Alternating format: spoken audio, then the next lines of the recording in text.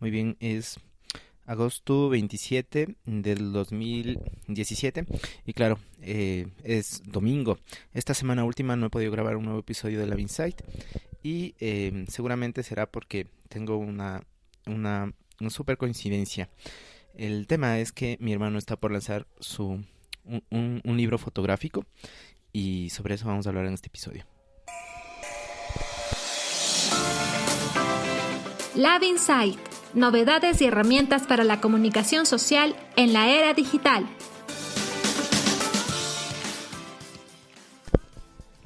Está conmigo el padre Fermín Sandoval, que es mi hermano y es hasta cierto punto inclusive mi mentor en muchas de las cosas que me gustan.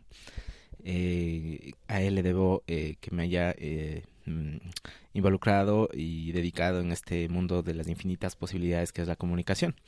Y claro, está por lanzar su libro titulado Agua y Sueño, sobre el que quisiéramos que nos hable en este episodio. Pero antes de hablar sobre este libro, que es para mí es un gran ensayo fotográfico, quisiera que la gente que escuche este podcast sepa quién es Fermín Sandoval. Bueno, yo soy sacerdote desde 1998. Estudié en España y también en Italia. Y me dedico mucho a todo lo que son, porque me encanta el arte y todas las expresiones donde se ve la humanidad, esa huella interesante que es de la manifestación de la conciencia.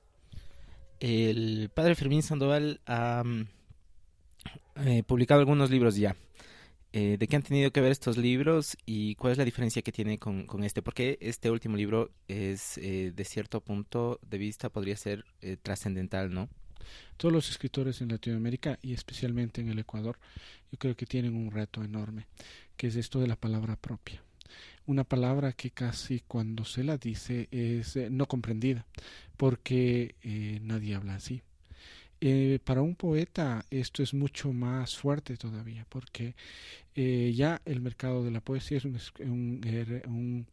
mercado, digamos así, bastante limitado y inclusive mezquino para los compradores, para los lectores de poesía, porque además está muy contaminado, por ejemplo, con la lírica, ¿no? O sea, pensar que la poesía es simplemente palabras bonitas y bien dichas o bellas, sin saber que la palabra es el vehículo con el que se lleva a manifestar precisamente algo que está dentro de la conciencia. Ahí vendríamos a hablar de lo que significa el logos en el aspecto descubierto por los griegos. O sea, es la palabra que se hace presente, ¿no? A mí yo estoy muy comprometido con este, con este reto y me gusta intentar pues varios caminos. En 1996 a 1998 escribí mi primer libro que se llama Divagaciones. Divagaciones es un libro de poesía hermética que ya cuando han pasado ya algunos años lo he releído y me parece que está bien y que todo el tiempo que se invirtió en él es justificado, ¿no? Se justifica. Aunque, bueno, es el primer libro que ha tenido además un poco de crítica. Después he trabajado mucho lo que son sobre todo ensayos antropológicos. Escribí una serie de cuentos donde trato de ver un poco de la vivencia de los pueblos y las comunidades de Otavalo.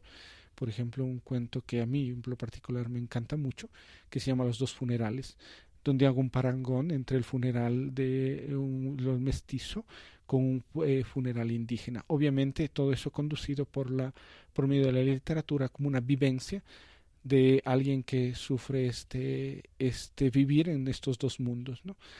Luego también hay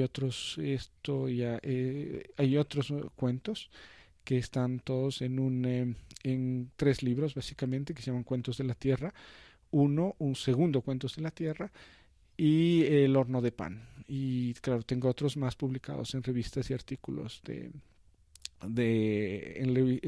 publicaciones locales. También seguí trabajando en lo que es la crítica de la poesía y presenté Goznes y Papeles y el libro del ángel, que también son tributos en diferentes formas. El libro del ángel está dedicado a todo lo que es el aspecto femenino de la persona. Es un libro que ha conseguido algún éxito. Sin embargo, obviamente, repito, estamos delante de un reto. O sea, creo que todo poeta, todo artista ecuatoriano o latinoamericano que no venga de un estrato, digamos así, de culto, como es el estrato que siempre ha estado ocupando ese pequeño nicho, ¿no? O que se haya introducido ahí haciéndose pasar para abrirse al mercado, en este caso al mercado del arte o al mercado de la literatura, porque en cierta manera casi es como venderse, ¿no? O sea, hacer un trabajo para que lo compren otros. Pero claro, compran aquello que saben que les gusta. O sea, se escribe casi para satisfacer gustos. Y se publica y se pinta también para eso, ¿no? Luego de todas estas publicaciones viene ya Agua y Sueño, que entiendo ha sido un libro que ha tardado años en ver la luz, ¿no? Como libro objeto. ¿Qué nos puede decir sobre este libro, esta publicación llamada Agua y Sueño? La fotografía siempre fue para mí un anhelo, una cosa que había que conseguirlo. Y un día, cuando estaba trabajando en un colegio, un profesor de esta institución me informó que había una cámara, una Nikon 2000, con unos lentes que había ya este cambio en los Estados Unidos, del cambio de la película al digital, y entonces lo estaban vendiendo. Yo lo compré y me dio mucho gusto porque fue el encuentro con un gran amigo, un maestro fotógrafo de aquí de Otavalo, que es Hernán Dávila, que fue tan generoso él de llevarme desde poner la película hasta el revelado del positivo en su, tanto sea en blanco y negro como a color. Esto me sirvió a mí para reforzar una de las tradiciones que más he amado desde que recuerdo, que es el ir a caminar por los páramos. Y esto, claro, nosotros aquí en el Ecuador no tenemos el senderismo como lo tienen los europeos. Pero yo recuerdo que desde niño una de las cosas que hacíamos en vacaciones es ir a darnos la vuelta por los ríos, por las quebradas.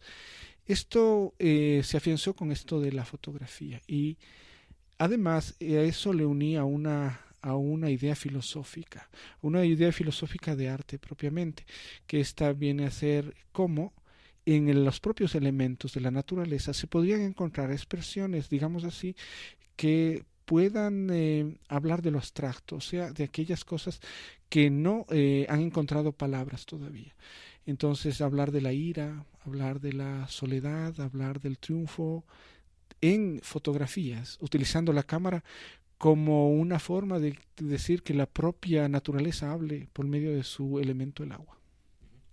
Esta fotografía se diferencia, ¿no? Quizá hoy en estos tiempos pueda considerarse un valor agregado presentar un libro cuya fotografía está desarrollada en 35 milímetros. ¿Qué más podemos conocer sobre ya la forma que tiene el libro como tal? Una de las cosas más interesantes que uno puede encontrar cuando se va a profundizar cualquier cosa es lo poco que se sabe de lo que tenemos en nuestro cotidiano, en la rutina, ¿no? Que son elementos que están ahí, que obviamente si se quitaran, se echarán de menos. Pero mientras estén ahí, van a ser como si no existiesen, como si no tuvieran ese valor, cuando son elementos que determinan la personalidad, en este caso, de un pueblo o de nosotros como personas singulares. Esto pasa con relación con muchos pueblos con relación al agua. El Agua y Sueño comenzó, porque luego se extiende a toda la provincia de Imbabura, comenzó con casi un conversar con el agua de Otavalo, un elemento que va a ser parte de la antropología propia de digamos así, del ser humano de Otavalo. obviamente, en este momento, en este encuentro, parecería que los seres humanos, los habitantes de Otavalo, si bien lo perciben la importancia de este elemento, pero no lo han conceptualizado todavía. De hecho, por ejemplo, si nos damos cuenta, o sea, todavía están los elementos, el agua que invade Otavalo, pero no existe el hecho, por ejemplo, de brindarle un homenaje al agua, hacer, por ejemplo, un parque o un lugar donde el agua tenga el sentido propio, ¿no? Quizás porque, por ejemplo, en Otavalo todavía existe incluso una fuente natural en el centro de Otavalo, que es la Gruta de Monserrat. Yo lo que trato de hacer con el elemento agua es que se exprese, que muestre algo de lo que diría una persona que la contempla. Entiendo que inclusive algunas de las partes de acá de Otavalo y de otros rincones de aquí de la provincia de Imbabura, en el momento en el que fueron fotografiadas existían, pero ahora ya con el paso de los años ha desaparecido. ¿Esto qué significa? ¿Qué podemos, cómo podemos explicar esto? Esto es uno de los testimonios más interesantes, una de las reflexiones más importantes que he encontrado en este caminar, porque hace tiempo hubo un aluvión aquí en Otavalo, que inundó gran cantidad de el recorrido de este torrente, que me parece que se llama el Machángara, si no estoy mal. Eh, este río, ¿no?, inundó inclusive una piscina, que es una piscina famosa, la piscina del Neptuno, que estuvo por años inhabilitada, pero era porque esto yo lo vi venir cuando hacía este trabajo en los primeros años, cuando vimos que en la montaña, o sea, entrando ya a lugares donde no se suele ir, donde casi que la gente no va ni siquiera, antes iba para cazar, ¿no?, o pescar, pero ahora ya no va, o sea que son lugares maravillosos, únicos, pero ahí había una represa natural. Se rompió esa represa y creó todo el daño, ¿no? El caso está en que las fotografías que se toman antes de este aluvión presentan al medio tal como era. Ahora existe otra forma, o sea, el deslizamiento de las grandes piedras. eh, Ahora es de otra forma. Pero si es que no estaba reportado sobre este libro, no existiera. Y esto nos lleva a esta meditación de saber lo importante que es prestarle atención a nuestro medio, saber empoderarse de un medio, o sea, hacer lo propio, ¿no?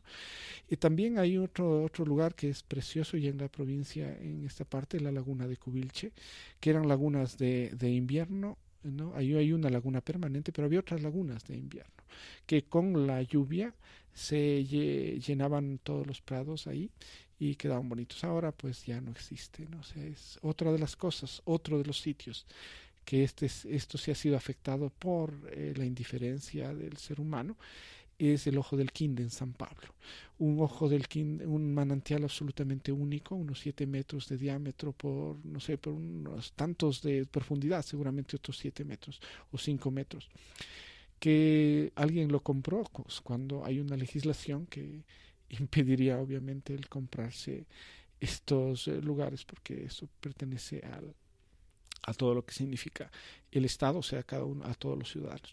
Pero ya no existe, está convertido todo puesto cemento con una cosa de esta barbaridad que nace de una vida inconsciente del ser humano que trata solamente de conseguir beneficios económicos ante todo. Lo mismo se puede decir de otros manantiales que fueron tapados, ¿no?, con chambas, o sea, manantiales preciosos donde muchas veces yo madrugaba para tomar una foto de lo que yo le llamo, y está dentro del libro, el Imbabura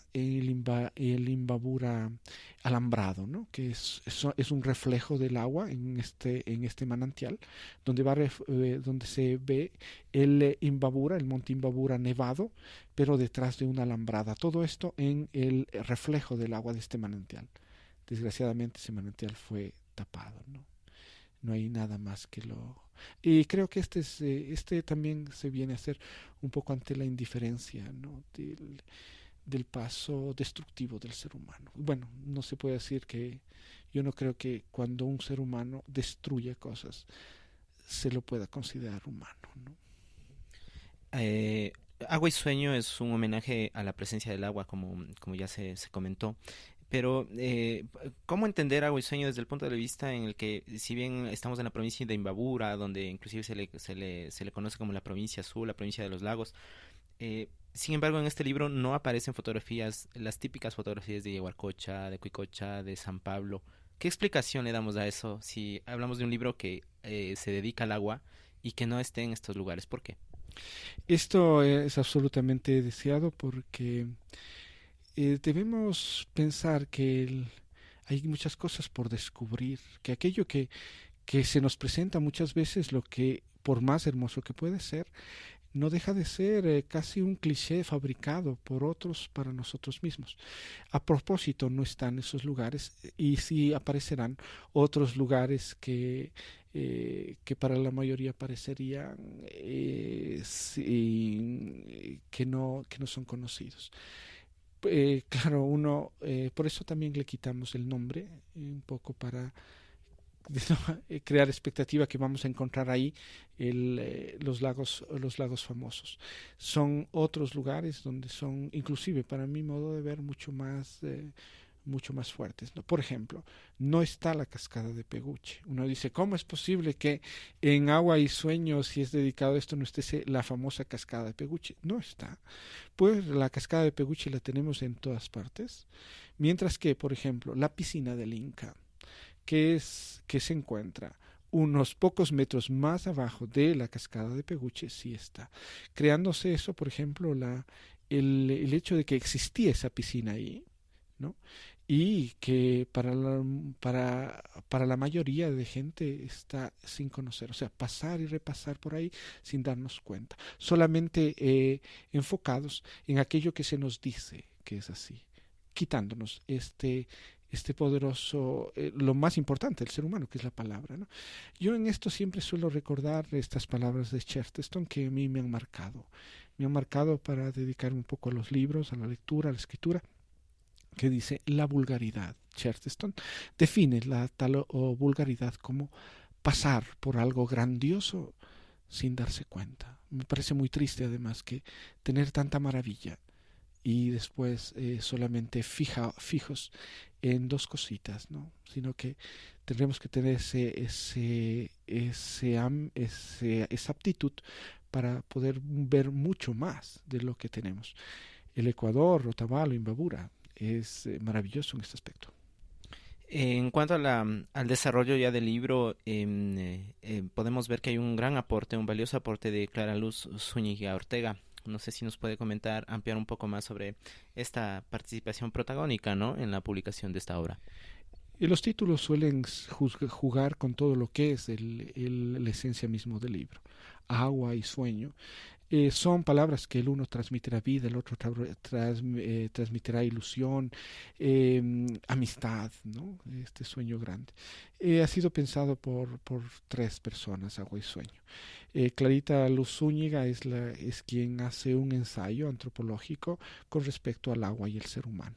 Hace una cosa bastante intimista, pero que sirve para reflexionar sobre aquello que, como en este caso el agua ha estado presente en Otavalo, nos va a recordar, por ejemplo, ese famosísimo cuento creado por Álvaro Sanfélix, inspirado en los griegos. Esto es interesante, por ejemplo, y luego uno puede encontrarse en algunos escritos, inclusive, que se presentan como científicos, claro, como si fueran esto de la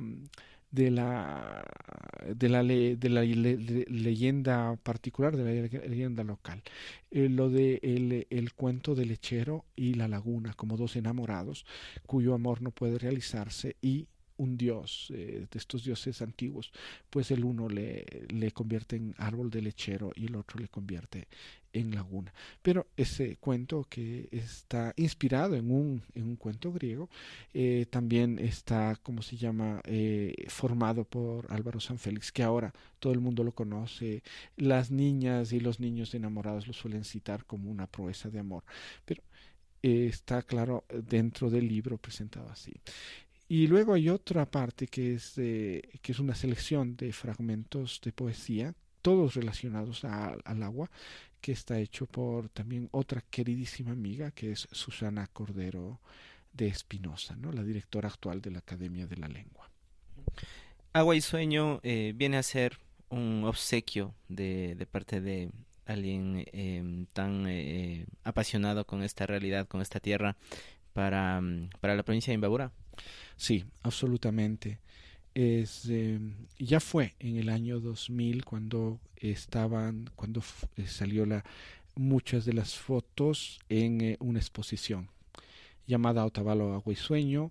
Luego se llamó cada una de ellas, por ejemplo, Fragmentos de Agua y Sueño, con relacionado a cada una de las partes de donde se refería.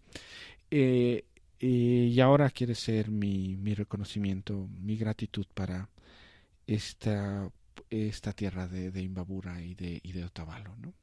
Es un pequeño aporte, quizás el primer trabajo monográfico así para dedicarnos para ver solamente el agua. En su tiempo fue inspirado, y el recorrido de Agua y Sueño al principio fue inspirado en otro libro famoso de un otavaleño, que es Agua y Paisaje, de Víctor Alejandro Jaramillo. Obviamente es de otra forma, pero estaría dentro de esta línea. Es un homenaje de gratitud y reconocimiento a esta provincia. Espero que las personas les guste, ¿no? Y tomando en cuenta que, claro, no está hecho con ese afán de provocar el agrado automático, el agrado comercial, que digamos así, sino más bien como son los homenajes que se hacen con todo lo que tiene el artista, ¿no? De eso esperemos que el libro sea recibido bien. Pues no sé, algo como Eiffel. No hay que olvidar que la Torre Eiffel, por ejemplo, cuando se presenta en París para esta gran feria, después será criticada absolutamente y será condenada para que se derriben.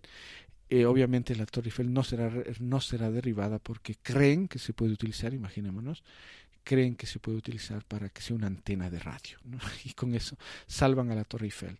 Y ahora, después de los años, es reconocido.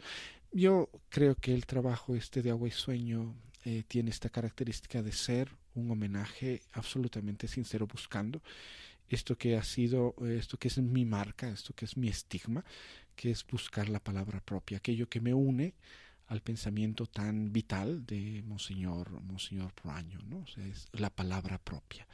Porque muchas veces cuando se oye la palabra propia, yo recuerdo, y ahora tenemos a un muy querido amigo, un compañero que se llama Maximiliano Wilfrido, según mi sobrino Juan Fernando, ¿no? Él cuando era chiquito ladraba, pero cuando él ladraba, viéndose a sí mismo, ladraba y se asustaba de su propio ladrido, ¿no? Muchas veces, este ejemplo sería muchas veces lo que nos pasa a nosotros como ecuatorianos, que no queremos escuchar nuestras propias palabras porque nos asustan. Un libro sin duda muy interesante. He tenido el honor de diagramarlo, de diseñarlo en su totalidad, y como entusiasta de la fotografía también he visto fotografías que van desde lo estéticamente exquisito hasta fotografías que son muy, muy complicadas, muy complejas de comprender. ¿Cuándo se va a lanzar, se va a presentar este libro? Qué bueno que anoté esto, porque ciertamente yo diría como el amor, como los grandes elementos que dan vida al ser humano, se necesitan una decodificación, la decodificación adecuada. Estas fotografías son necesario leerlas, son unos poemas también. En la apertura yo pongo esto, o sea que no es que yo haya dejado la poesía para dedicarme un rato a la fotografía. Para mí es lo mismo, y necesitan una decodificación. Nosotros no podemos ser tan orgullosos, y esto es un problema, de pensar que se puede comprender. Cuando uno dice, atención, está hablando en árabe o está hablando en alemán. Si uno no sabe alemán, si uno no sabe árabe, sabe que es una palabra, pero no lo va a comprender. Muchas de estas fotografías son también un lenguaje, y es necesario este afán de decodificación. Este libro se presentará el próximo día jueves 7 de septiembre a las 5 de la tarde en el Salón Máximo del Consejo Municipal de Otavalo. Fermín Sandoval, esta vez describiendo poesía con la luz, como la fotografía misma. ¿Dónde se puede conocer más de su trabajo? No sé, página web, redes sociales. Bueno, yo he abierto mi blog, que lo tengo ya desde algunos años, se llama A Propósito. Compartía también con los periódicos locales de aquí del norte del Ecuador, sobre todo La Verdad, por el cariño absoluto y sincero y este afán de promover la cultura y el pensamiento que tenía el diario La Verdad. Desgraciadamente, otra víctima más de esto de no darse cuenta de lo importante. Desapareció el diario La Verdad, una de las obras emblemáticas de Monseñor Proaño, y claro, ante la bulla que se hace, el supuesto reconocimiento a Proaño cuando se deja morir la obra, yo no comprendo esas paradojas. Bueno, sí las comprendo, porque sé que hay una fractura, una ruptura entre lo que es la palabra y lo que es realmente la verdadera palabra. Pero yo escribo en mi blog, también está ferminsandoval.com. Estoy en Twitter, estoy también en Instagram, estoy en Facebook, y claro, también colaboro con otras publicaciones. Lo podemos encontrar como @FermínHSandoval. Y también tiene un podcast. Padre, usted está incursionando también en esta nueva forma de comunicación que es el podcast. Se llama A Propósito, entiendo, ¿no? ¿Sobre qué habla? Bueno, y sería ya esta la última pregunta para despedirnos. Bueno, el podcast es algo sorprendente.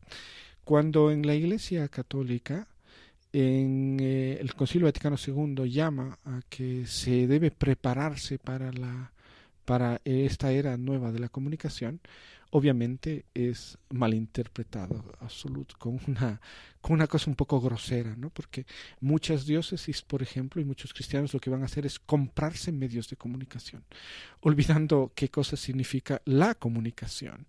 Y esto sí que sería interesantísimo subrayarlo. Me parece que todos los medios que ahora tiene la tecnología, nosotros debemos aprender a manejarlos. Si bien es cierto, entrar en los medios grandes, si no se llega a agradar al medio, uno no está en el medio. Es como cuando uno está en una secta, ¿no? Si tú dices cualquier cosa o cuestionas cualquier cosa de una secta, estás fuera. Esto es la diferencia entre también lo que es la Iglesia Católica y una secta, ¿no? Y también dentro de los grupos sectarios que se pueden decir católicos. O sea, nosotros, si es que hay algo que es grandioso en la Iglesia Católica, es esta libertad de reflexión, ¿no? Esta libertad de pensamiento. No puedo decir que no estás de acuerdo. Gracias a la tecnología, creo que esto se puede romper en los medios de comunicación, porque ya no van a depender, y no dependen ahora, como se ve, de las grandes industrias, de los grandes capitales, sino que también puede existir una palabra que está presente. Por eso nos hemos animado al podcast y esperemos mantenerlo y agradecer por todo lo que se aprende. Muchas gracias, Padre Fermín. Los enlaces para encontrarlo en redes sociales, para ubicarlo, para tomar contacto directo, quien desee escribirle un mensaje, quien desee conocer más sobre su obra, los voy a dejar en la descripción de este episodio. Un episodio particular que me ha dado mucho gusto hacerlo, un tanto improvisado porque las agendas se nos chocaron de pronto y pues vimos la necesidad de adelantarlo. En todo caso, agradezco tu escucha y nos estaríamos escuchando en el próximo episodio de Lab Insight. Mi nombre es Julio Sandoval y puedes encontrarme en Twitter, así como en la mayoría de redes sociales, como @jsandovalcom. Nos estamos escuchando. Escucha, adelanta, retrocede, repite, comparte, interactúa, cuando quieras, como quieras, donde quieras. Esto es un podcast. Esto es Lab Insight.